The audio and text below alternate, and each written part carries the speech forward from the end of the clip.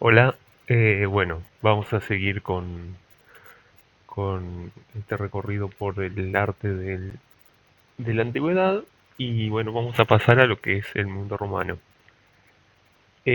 Como pueden ver, em, bueno, supongo que ustedes ya habrán visto una historia antigua que es Roma y como su génesis, así que bueno, obvio hacer un resumen de la historia de Roma, pero quisiera que aprendamos a diferenciar el arte romano en cuatro etapas distintas. A ver, siempre lo repito una vez más, siempre que se hable de etapas al hablar de arte, tómenlo con pinza. O sea, todo esto son clasificaciones que se han hecho para organizar las ideas y que sea más fácil transmitirlas. Pero no necesariamente piensen en etapas rígidas, estancos, sino como procesos que se van dando poco a poco. Eh, Acá tenemos, yo hablé de cuatro etapas en el arte romano. Bueno, a grandes rasgos las cuatro etapas son la etapa de la Roma primitiva, que es un arte que se enlaza mucho con el arte de los etruscos, que ya vamos a ver quiénes eran y cuándo son, el arte de la Roma republicana, el arte de la Roma imperial y lo que vamos a ver la clase que viene es el arte de la Roma cristiana, que ya es también llamado arte paleocristiano. Podríamos, si empezamos a hilar fino, podríamos obviamente hacer diferenciación entre el arte en distintas zonas del imperio, bueno, pero no nos vamos a meter tan en profundidad. Y arranquemos un poquito. Hablé recién de los etruscos. Cuando nos metemos en la época, supongo que ustedes habrán dado que Roma tiene una etapa que es monarquía, luego una etapa que es república y una etapa que es imperio. En la etapa de monarquía, Roma era una ciudad que estaba en el límite del área de influencia de un pueblo previo o contemporáneo llamado los etruscos. Incluso muchos de los habitantes de Roma compartían cosas con los etruscos. Eh, ¿Cuándo arranca Roma? Ese es el tema. Ustedes tienen una fecha, que 1753, que es el año de fundación de Roma, que es una fecha simbólica. No se sabe bien cuándo se funda Roma. Lo que sí se sabe es que en esa época hay en colinas, en lo que hoy es el centro de Roma, las famosas siete colinas, el Palatino, el Esquilino, todas esas, eh, se, hay distintas aldeas que se agrupan, distintos pobladores que se van asentando ahí y se agrupan en solo, una sola ciudad. Y eso va creciendo poco a poco. Cuando vamos a ver ahora que hay o sea, ustedes supongo que habrán dado una historia de Roma, de su fundación, que la funda Rómulo y Remo, el cuento de la loba. Bueno, todo eso son leyendas que se pierden en la historia y que fueron recopiladas en parte y creadas en parte por por un escritor llamado Virgilio en el siglo I antes de Cristo, ya en la época del inicio del imperio, cuando hace una epopeya llamada la Eneida, que es una epopeya fundacional que unifica la historia, o sea, clava las raíces de la historia de Roma en algo que ya vimos, que es Troya. O sea, Eneas huye de Troya y termina llegando por acá y sus nietos, años después, van a ser los fundadores de Roma. Es algo bastante común en todo país, en toda nación, en todo pueblo, el generarse su mito fundador.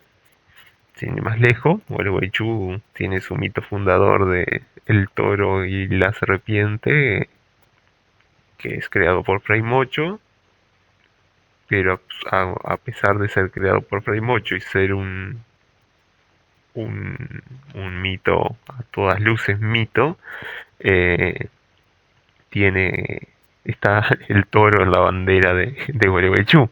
De la misma forma, la loba capitolina eh, es el símbolo de Roma, siendo que no necesariamente haya sido así. Más allá, o sea, no solamente que Rómulo y Remo no hayan sido amamantados por la loba, sino que el mismo personaje Rómulo y Remo es cuestionado. Obviamente hubo gente en un inicio que comanda ese grupo de tribus que se asientan en las colinas romanas. Pero bueno, sigamos. Ese arte, esto, que fíjense acá, civilización etrusca, que tienen los etruscos, va a influenciar mucho el arte romano de esta época.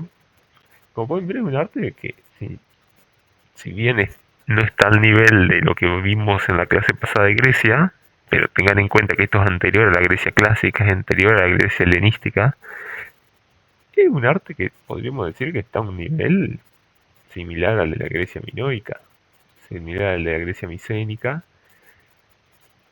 que tiene pintura, que tiene escultura, que tiene una arquitectura, que esto es una reconstrucción porque no sobrevivió ningún templo etrusco, pero esto es crucial para cómo se dieron luego las construcciones romanas.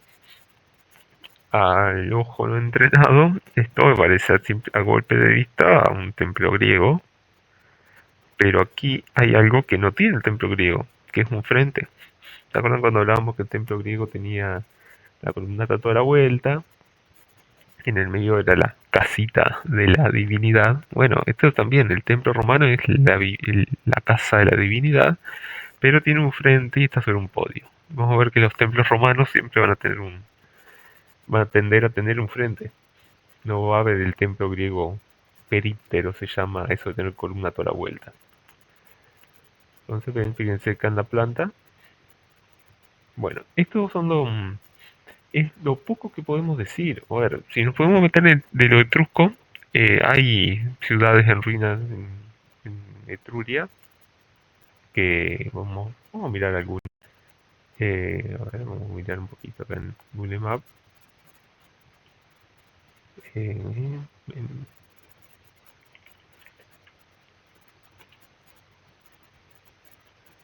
Vamos a ver por acá. En, en esta zona había... No lo estaría encontrando y no quiero hacernos perder tiempo. Em,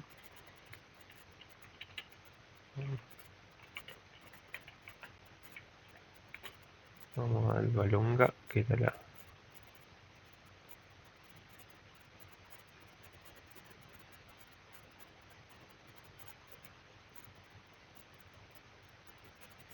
No. Acá no está. Por Viterbo había unas ruinas bastante interesantes, pero no...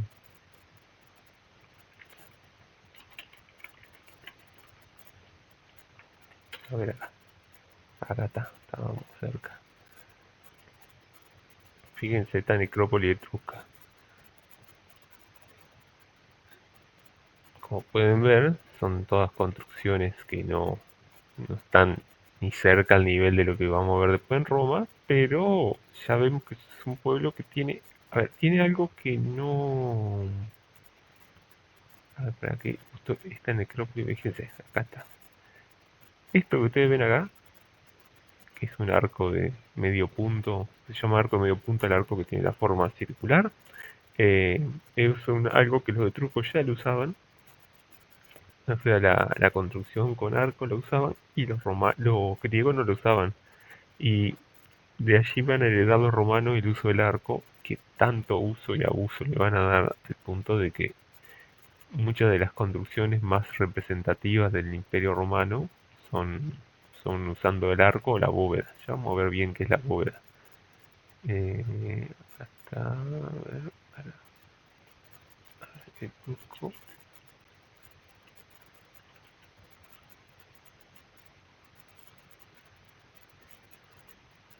No sé, Temple Truco. A ver si hay un... Fíjense que ven que las ruinas que nos han quedado son mm, muy... sacan las reconstrucciones de cómo habían sido los templos. Acostúmbrense, por ejemplo, cuando ahora porque estoy haciendo, por decirlo de una forma en directo, a esta búsqueda, pero no quiero hacerlos perder mucho tiempo, pero acostúmbrense a usar esta herramienta para encontrar imágenes de cosas. Por ejemplo, fíjense cuando yo puse acá Etruscan, una parte me pareció Museo Nacional Etrusco. Museo Nacional Etrusco nos queda, fíjense, en el medio de Roma, obviamente no queda en un lugar donde hay cosas, eh, donde hay donde había una ciudad etrusca, pero cuando entran pueden encontrar mucho material que hay en ese museo de una manera muy rápida y ágil.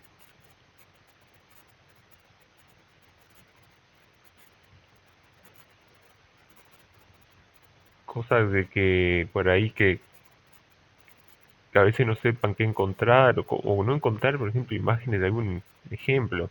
A ver, por ejemplo, vamos a lo que cuando hablábamos recién o en la clase pasada de lo griego. Fíjense acá tenemos una colonia griega en Roma. Creo que no hay forma o sea, en Roma, no, en Italia, perdón, más clara para ver cómo es y recorrer, tener una idea de cómo eran estos edificios que simplemente visitarlos virtualmente.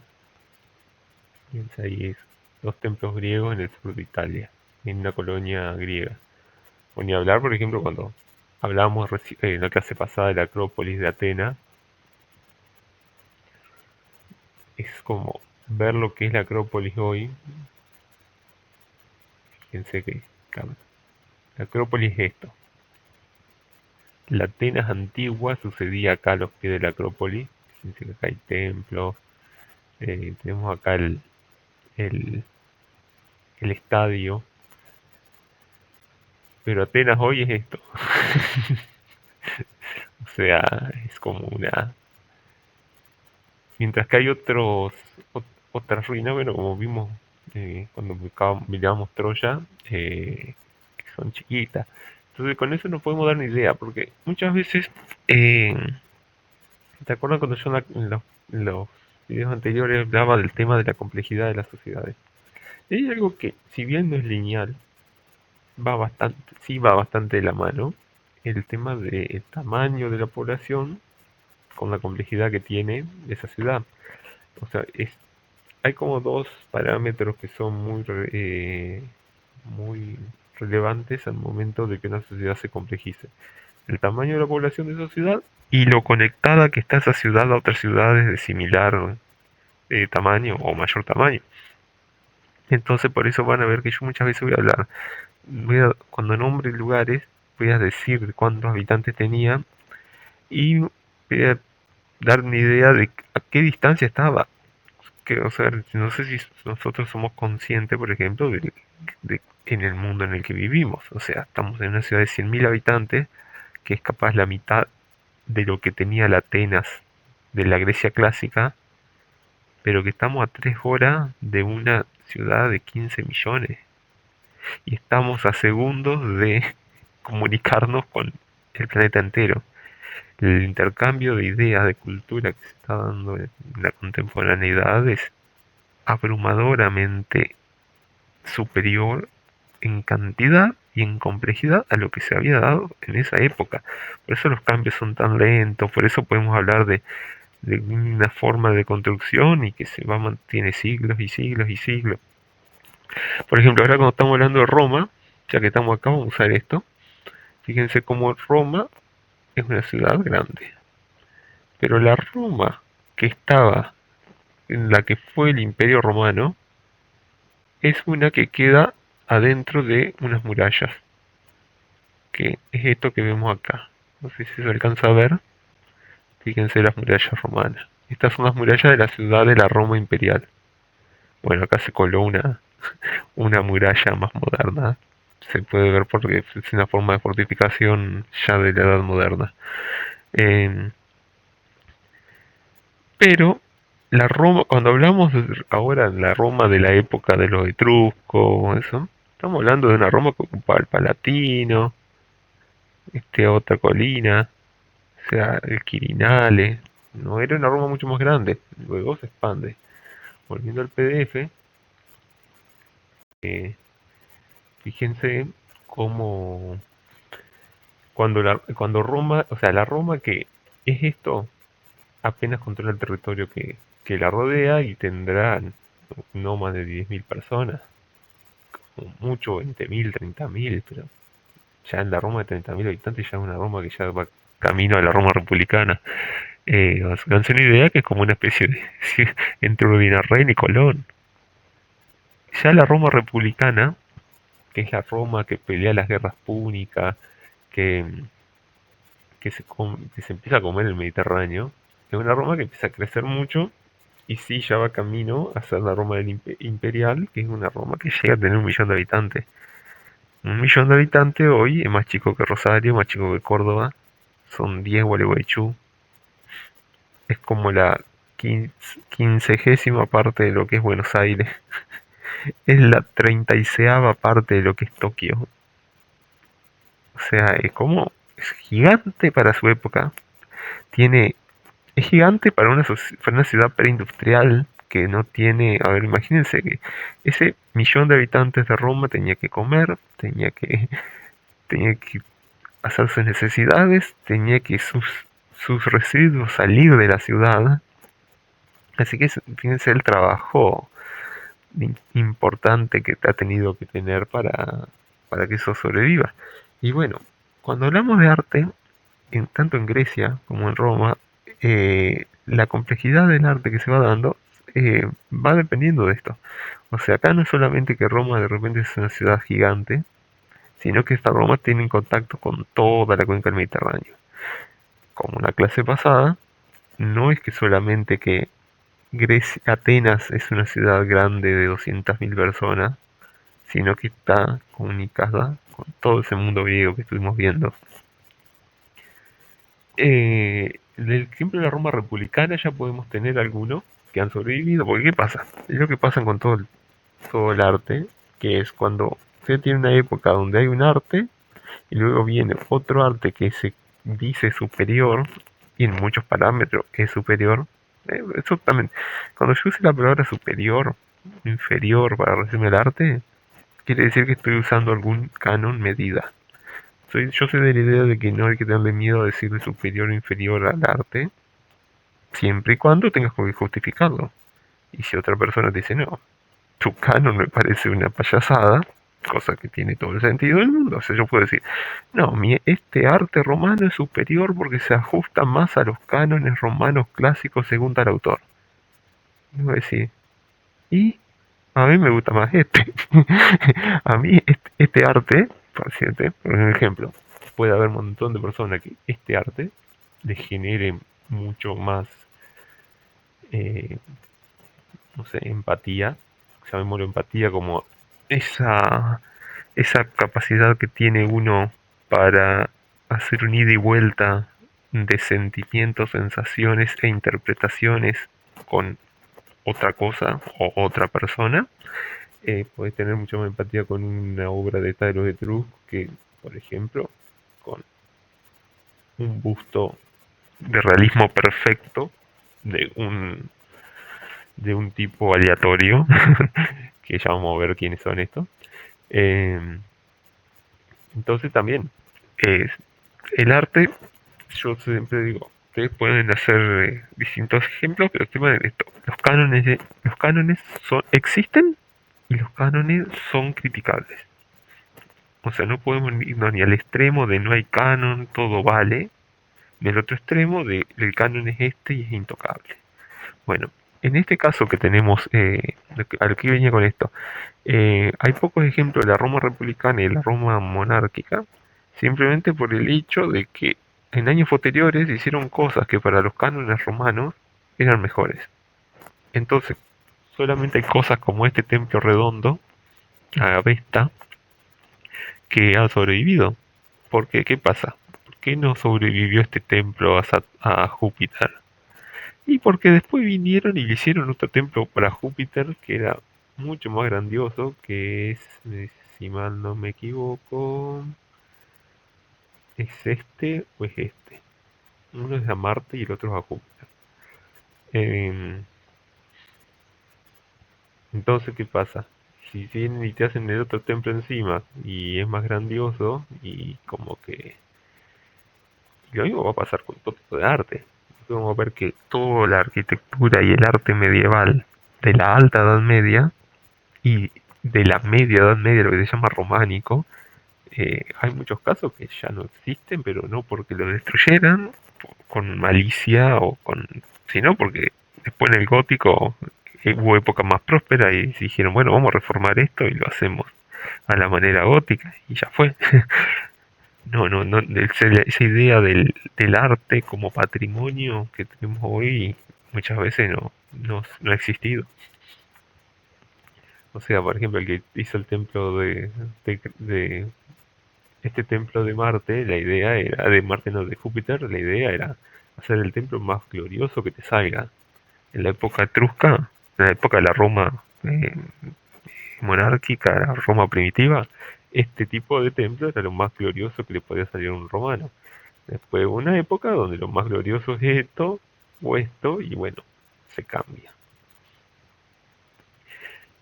Siguiendo la Roma republicana, ya podemos decir que esa Roma que se va comiendo o sea, el Mediterráneo empieza a tener contacto con el mundo griego. Y ahí es donde las esculturas se helenizan. Incluso tenemos ejemplos de que son directamente tallados por griegos, como esto que vemos acá. Esto es el Laoconte. Es una estatua que es tallada por griego. Hay muchos ejemplos de Laoconte. O sea, no es que se hizo uno solo. Es un tema que se ha repetido muchas veces. Para que una reseña rápida. Laoconte era un sacerdote de Troya que cuando meten los griegos cuando los griegos dejan el caballo, este le da mala espina. Y está por decir que este caballo no me gusta. Y en ese momento, no sé qué, no me acuerdo cuál de los dioses griegos interviene, manda a esa serpiente que lo devoren con sus hijos. Esta estatua, además de, como pueden ver, tiene lo que hablábamos de movimiento, tiene estudio del cuerpo, tiene una talla muy buena. Tiene otra relevancia que es que es encontrada en Roma en el 1500. Roma 1500. Cuando veamos qué pasó 10 años después, vamos a ver que hubo gente de la talla de Leonardo da Vinci que vio esta estatua. Gente de la talla de Miguel Ángel que vio esta estatua. Hubo gente de la talla de Rafael Sanzio que vio esta estatua. Entonces, ¿qué pasa? Al ver, van a ver que después no es... esos genios también estuvieron en un contexto donde, y esta estatua es una de tantas, donde este arte griego clásico fue dejando semillas eh, 1500 años después. Y a la izquierda estamos viendo otro ejemplo de arquitectura romana, de escultura romana, que es más representativa con lo que se llama, con lo que se habla de escultura romana.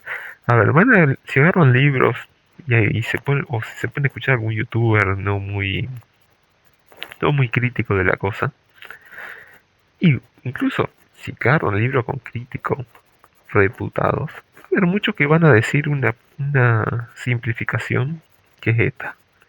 Los griegos inventaron el arte y los romanos copiaron, cosa que no es cierta. A ver, ¿qué pasa? Si vos tenés un canon de arte en el cual el canon de belleza, de perfección, es la estatua de la derecha, y ese canon se está manteniendo, y el romano que va a crear siguiendo un canon parecido, y no lo va a cambiar porque sea menos creativo, sino porque tiene el mismo canon. O sea, si vas a representarlo Conte muriendo, lo vas a representar de esta manera, expresivamente. En cambio, si vas a representar a un romano con unos bustos de sus ancestros, acá tenemos un romano patricio de Alcurnia con bustos que representan ancestros que son de Alcurnia también, lo vas a representar sereno.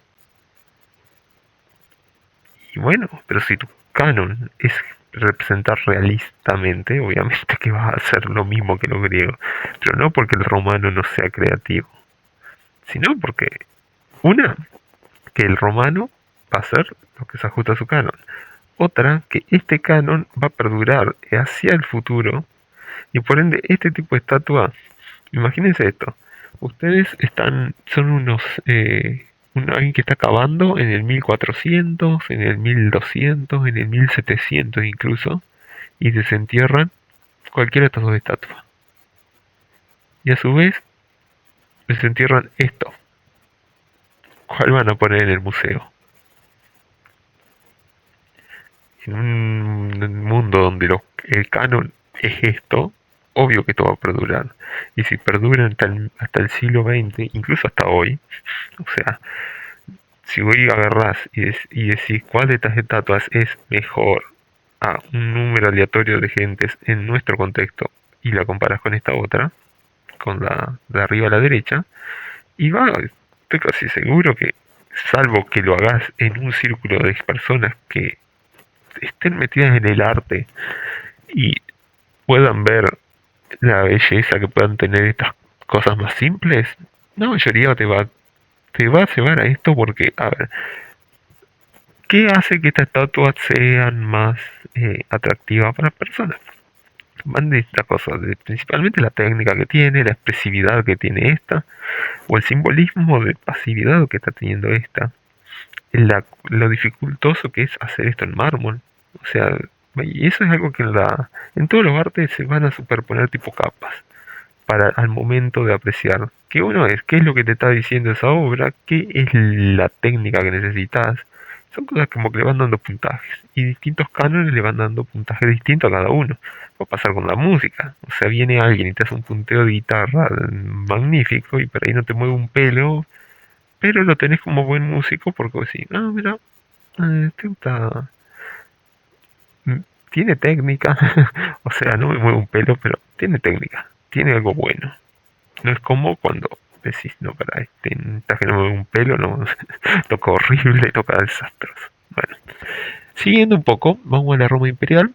Y acá ya es la Roma que se está comiendo todo el mundo conocido.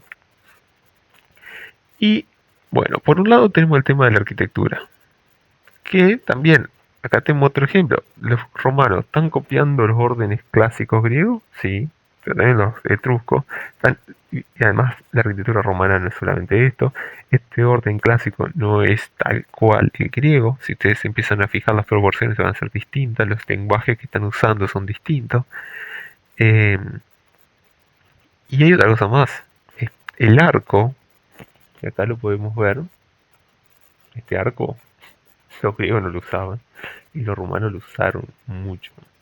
Ya vamos a volver a estas imágenes. Yo quiero pasar a otro ejemplo. Fíjense esto, el Panteón de Roma. Este edificio, algo como esto, bueno, puede decir el tesoro de Atreo o la tumba de Agamenón en Micenas tenía cúpula. Sí, pero no de esta magnitud, no de esta perfección. Esto es algo que exclusivo de los romanos. Acá tenemos el tema de los órdenes clásicos, que después no vamos a verlo, pero vamos a mirarlo en el Renacimiento. Casi que es el dórico, el jónico y el corintio, y que el romano agrega el compuesto y el toscano. El otro tema es la pintura, que acá tenemos un problema, porque no tenemos mucha pintura griega con la que contrastar. O sea, la pintura es una de las artes que menos se conserva porque el soporte muchas veces no resiste el paso del tiempo, la pintura se pierde, y ni hablar cuando son pinturas que no son tenidas por buenas a posteriori. Por ejemplo, esta pintura sí es algo que hubiese sido tenido a posteriori relevancia, pero no se salvó por eso, se salvó porque estaba en Pompeya.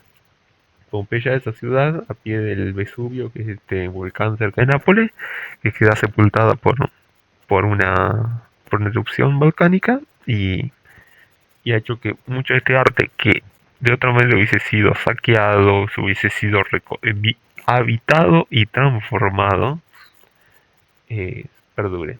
Entonces, por ejemplo, si hoy querés ver la Roma tal cual era en la época de los romanos, vas a ver más en Pompeya que en Roma mismo. Porque esta Roma le pasó, le pasaron 2500 años por encima. Entonces, este circo máximo ya no está, estos son un montón de ruinas, hubo una Roma medieval acá arriba, este teatro hoy es un palacio medieval, o sea, hubo gente en el medioevo que hizo su palacio en este teatro. Entonces, bueno, y así sería la representación de cómo eran las casas internas en Pompeya. Bueno, y otra cosa que pasa en la arquitectura romana es que la complejidad de la sociedad que vimos ha hecho que haya cosas que no había en otro lado. O sea, fíjense, este teatro, ni hablar del Coliseo, las basílicas. Las basílicas, no sé si saben que basílica, nosotros tenemos la idea de que basílica es un edificio religioso, cosa que es cierta. Hay,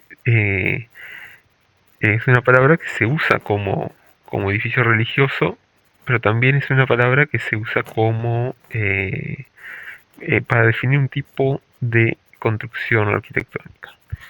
Una basílica, por ejemplo, no sé si conocen en Concepción de Uruguay, la iglesia le dicen la basílica, tiene ese nombre, o sea, esa denominación, porque tiene un estatus especial dentro de los templos católicos que le da, eh, que hace que esa iglesia tenga ese templo, perdón, tenga un estatus distinto. Por ejemplo, la Basílica de Luján tiene un estatus distinto, la Basílica de San Nicolás de los Arroyos tiene un estatus distinto.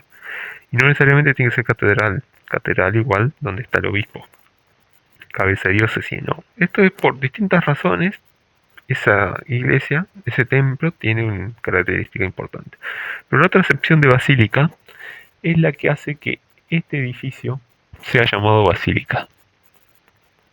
Bueno, en realidad este no. Acá estoy agarrando. Ya vamos a volver a eso. Un segundito. Vamos a ir a Google para ver unos ejemplos de basílica. Fíjense. Esto que vemos acá, eh, este edificio, es la Basílica de Santa Sabina. Vean que es como, a ver, esto ya es paleocristiano, pero para que se hagan una idea. Vean que es un edificio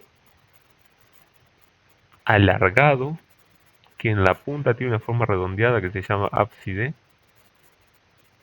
¿Mm? Y bueno, la idea de la basílica entonces es un edificio es alargado con columnas que hace que el espacio sea longitudinal. No necesariamente religioso. ¿Qué pasó? Que esto lo vamos a ver un poco más en profundidad cuando veamos paleocristiano.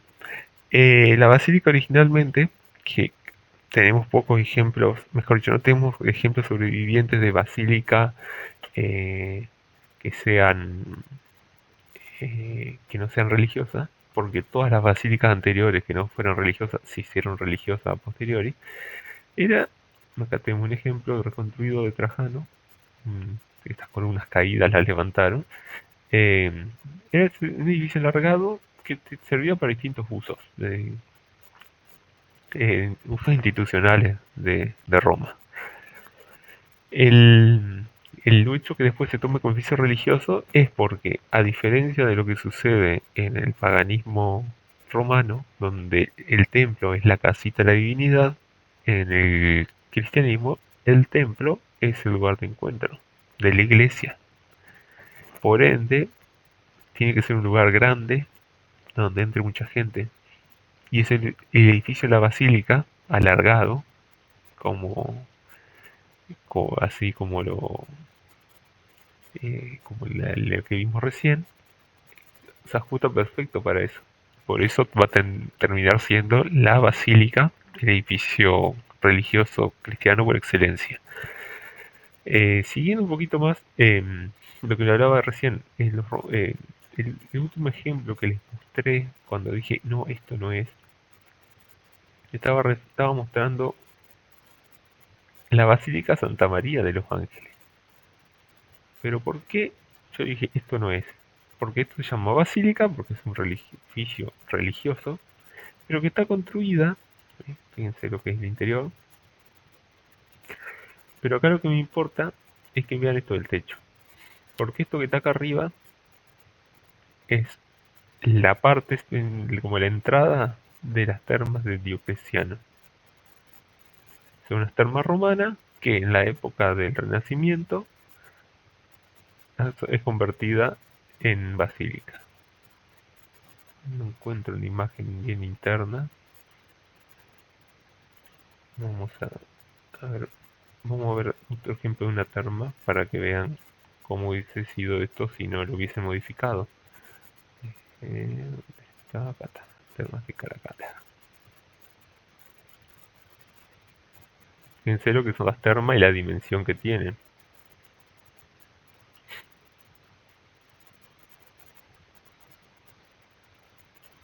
Ven, esto en otro pueblo de la antigüedad no se había hecho. Miren lo que son los mosaicos de los pisos. Esto es otra cosa que les recomiendo para el que le interese la Roma antigua, usar esta herramienta para ver, ¿no?, y recorrer todo. Es una maravilla que me hubiese gustado tenerla cuando era chico.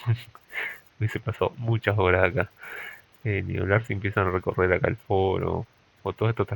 Fíjense que hay un montón de... Está la Basílica Emilia. Está la Basílica Emilia, es una basílica romana, que obviamente como ven está en ruina. Que quiero ver si no hay alguna maquetita para que se hagan una idea.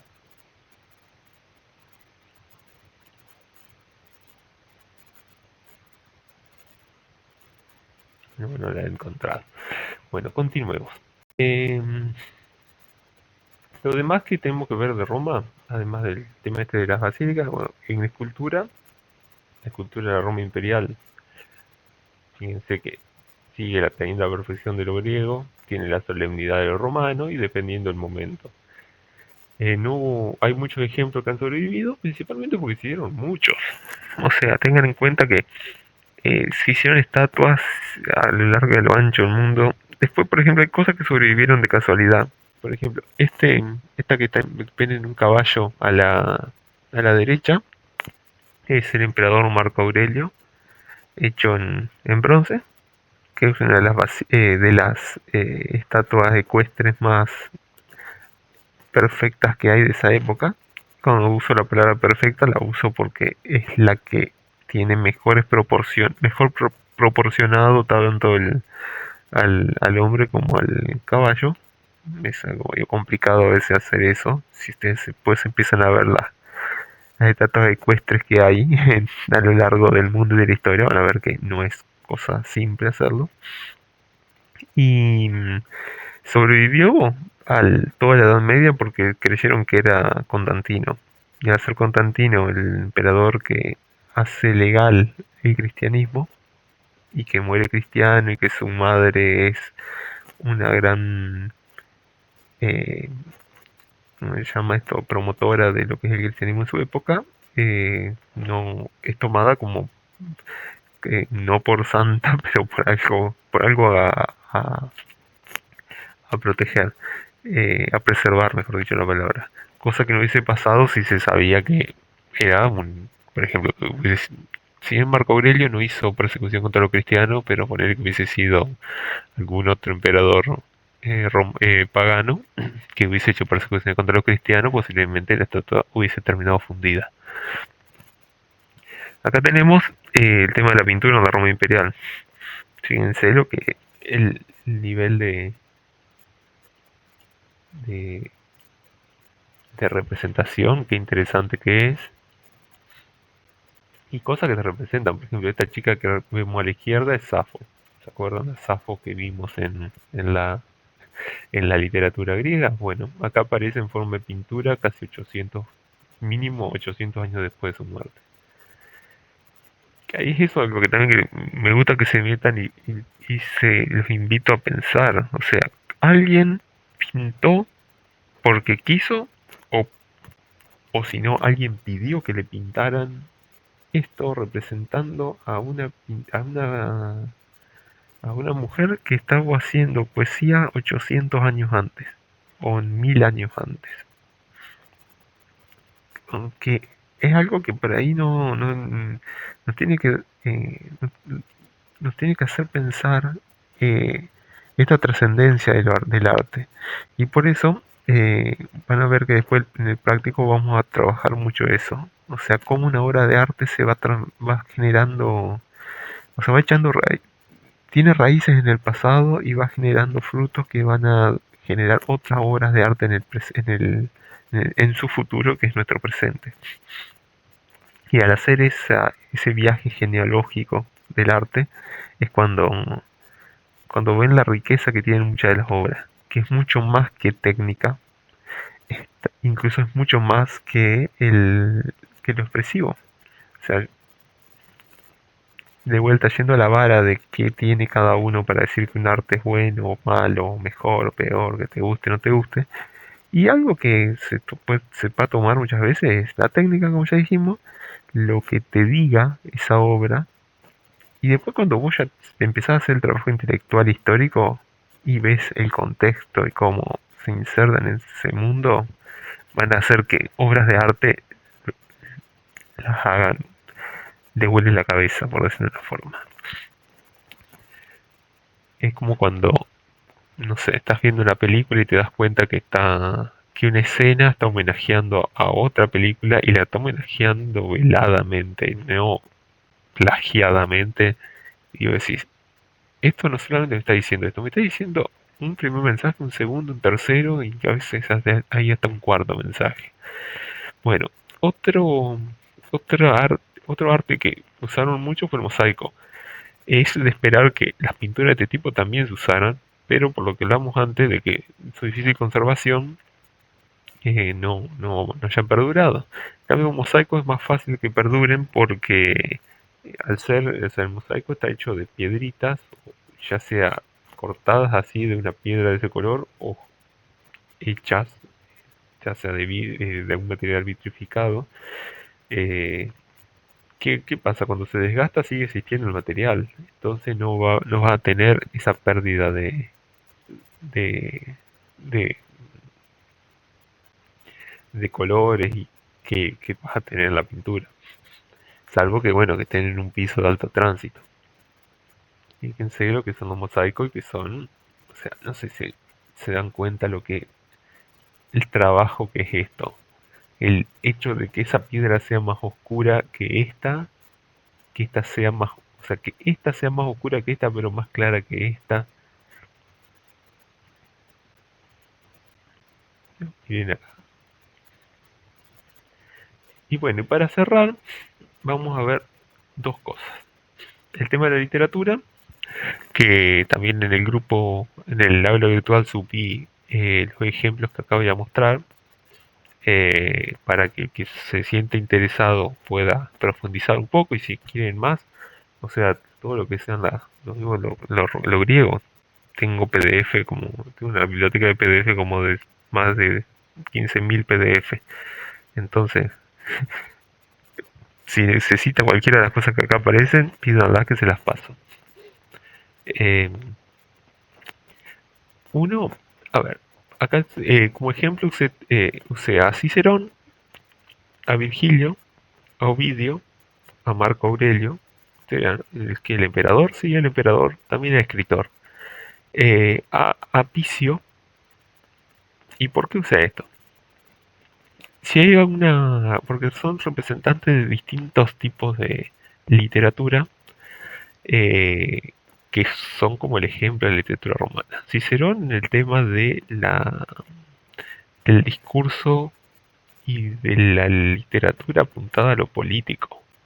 Es como el orador por excelencia, en, de, podría decirse hasta de todos los tiempos.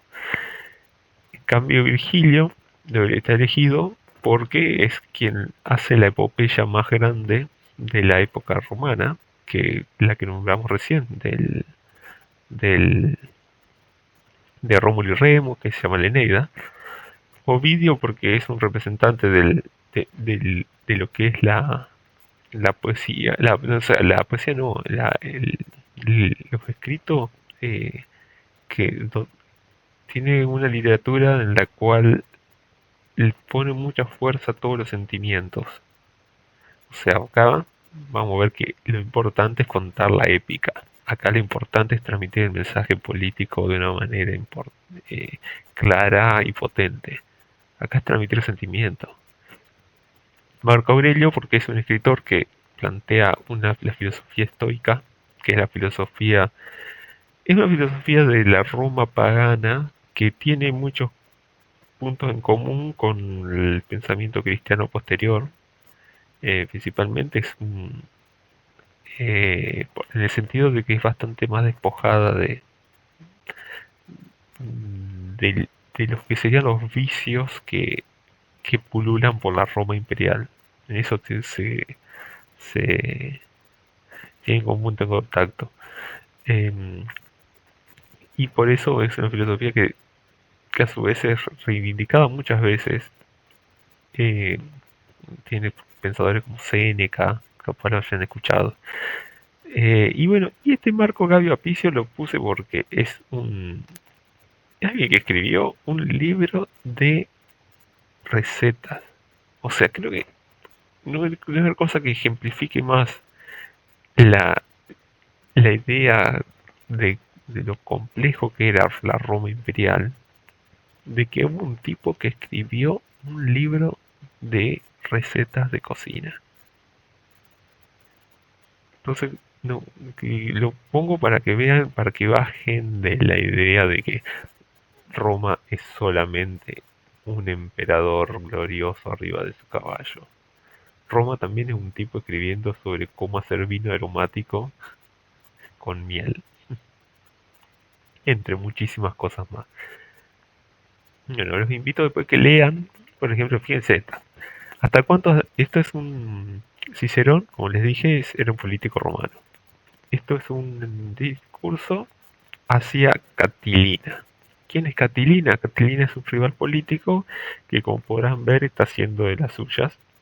Y, eh, y acá Cicerón lo denuncia en una proclama llamada Catilinarias. Algo que van a ver que esa forma de llamar a la proclama es algo que se va a repetir muchísimas veces porque es Cicerón el referente a seguir. Y les leo un poquito. ¿Hasta cuándo has de abusar de nuestra paciencia, Catilina? ¿Cuánto nos veremos libres de tus sediciosos intentos? ¿A qué extremo se arrojará tu desenfrenada audacia? No te arredran ni la nocturna guardia del Palatino, ni la vigilancia de la ciudad, ni la alarma del pueblo, ni el acuerdo de todos los hombres honrados, ni este protegidísimo lugar donde el Senado se reúne, ni las miradas y semblantes de todos los senadores. ¿No comprendes que tus designios están descubiertos? ¿No ves que tu conjuración fracasa por conocerlas a todos? ¿Imaginas que alguno de nosotros ignora lo que has hecho anoche y antes de anoche, dónde estuviste, a quién convocaste y qué resolviste? ¿O qué tiempos, qué costumbres? El Senado sabe esto, lo ve el cónsul y sin embargo Catilina vive. ¿Qué digo? Hasta viene del Senado y toma parte de sus acuerdos, mientras con la mirada anota los que de nosotros designa la muerte. Sé que Catilina era el pesado de su época. Y, y bueno, esto también se los dejo al texto entero, se los dejo subido al aula virtual para que vean que es algo que tranquilamente lo podría decir alguien del siglo XXI. Bueno, esto de la Eneida ya le estuve hablando. Bueno, el de Ovidio, fíjense que después leanlo, van a ver que,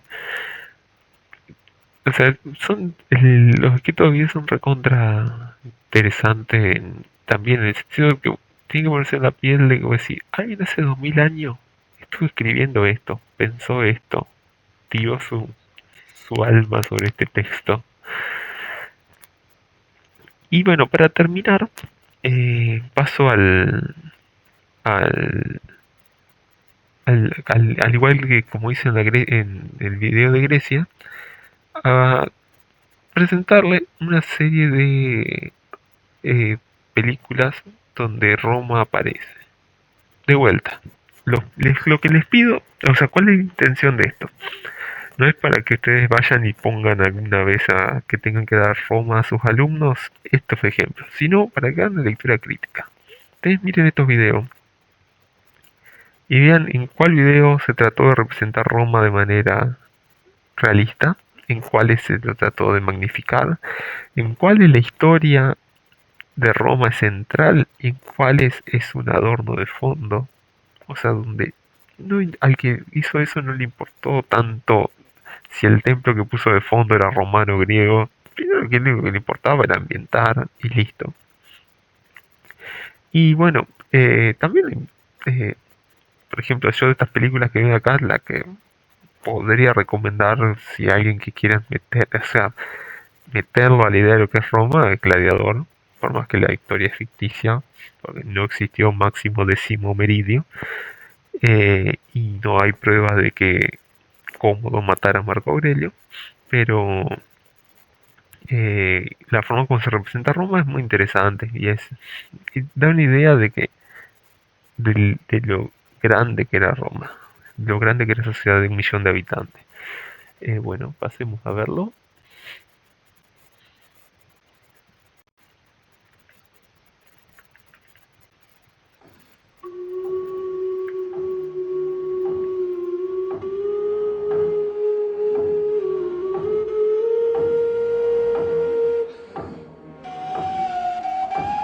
Esta es la película Ben-Hur.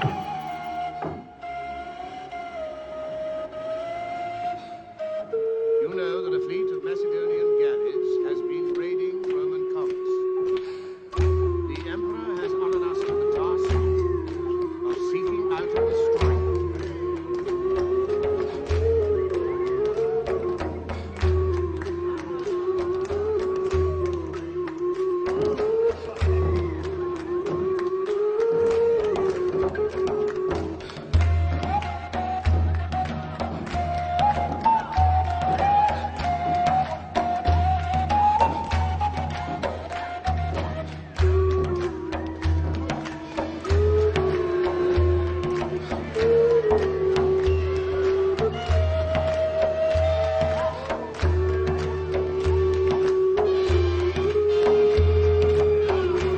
Acá ya pasamos a la película Cleopatra.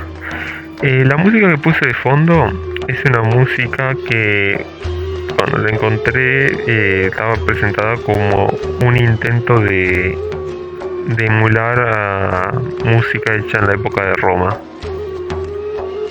O sea, fíjense que es distinta a la música que muchas veces la relacionamos con Roma, sino que parece de otro contexto más, más tribal, como quien diría, no tan glorioso.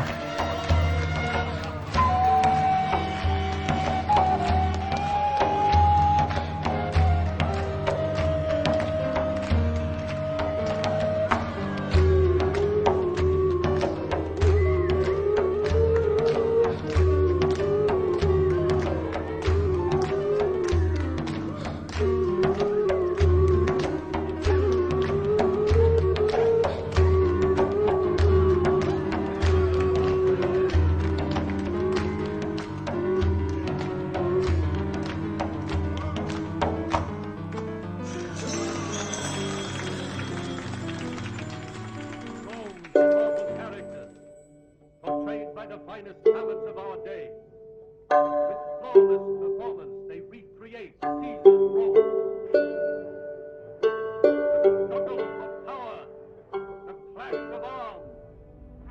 Clare nepos Atlantis, Hades, quem montibus olim, ed idit Arcadis pleias unum Pacis et armorum superis in isque deodum, arbiter alato qui pede cartis iter, laete ira et us, nitida quoque laete palestra, quod idicit culte lingua docente nocta. Of a greater power.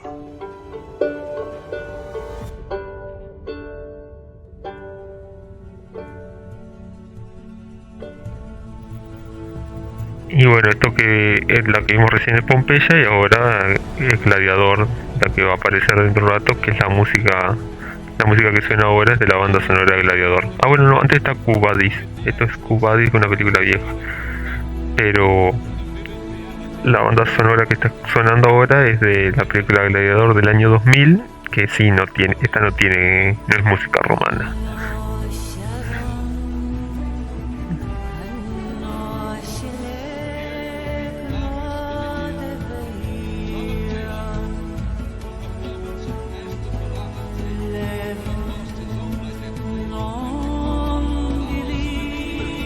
Los invito a que busquen traducciones que le han hecho a esta canción.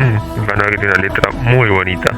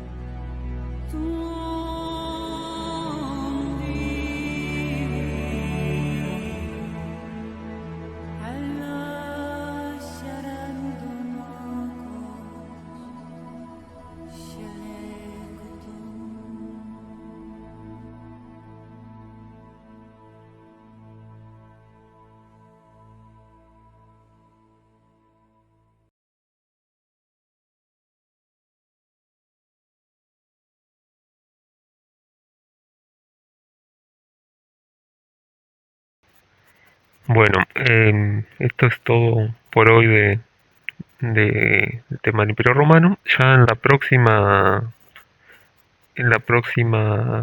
próximo video vamos a estar viendo ya lo que es la Roma cristiana y después el Imperio Bizantino, que estaba en la duda de si lo poníamos como parte del mundo, de la historia antigua o de la medieval.